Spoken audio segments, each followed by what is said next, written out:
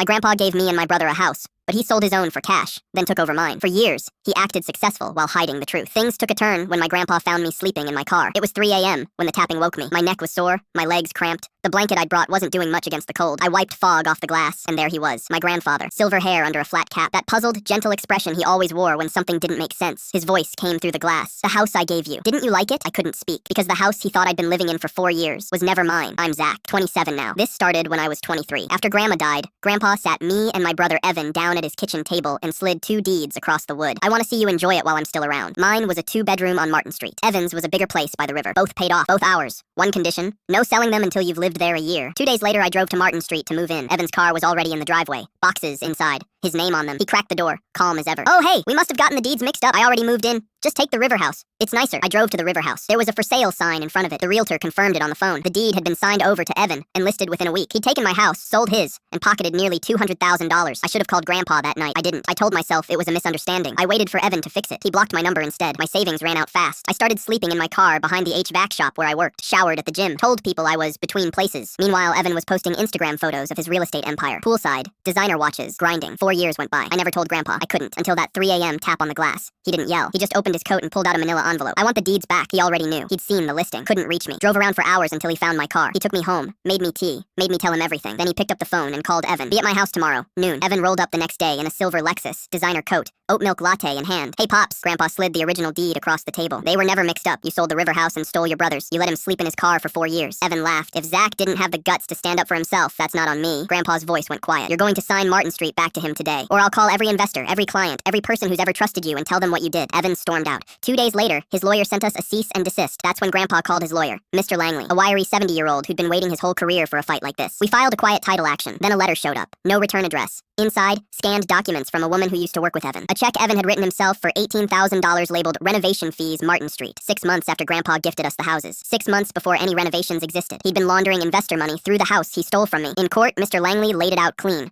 The judge asked Evan's lawyer one question. "Did your client sell the house assigned to him within 6 weeks of receiving it?" "Yes, Your Honor." The ruling. Martin Street returned to me in full. Evan ordered to vacate in 30 days. Restitution of $195,000 owed to Grandpa for breaching the 1-year occupancy clause. Evan stood up screaming. The judge had him removed. His investors started pulling out within the week. He sold the Lexus, shut down his accounts. Last I heard, he was renting a condo 2 towns over, working under a different brokerage. I moved into Martin Street the next month, fixed every shortcut he took. The cracked patio, the leaky sink, the wiring he'd done wrong. Grandpa sat in a lawn chair out front, sipping coffee and asking when I'd repaint the shutters. People ask if I forgive him. He let me sleep in a car for 4 years while he lived in my house. I got the house back. He still lost more.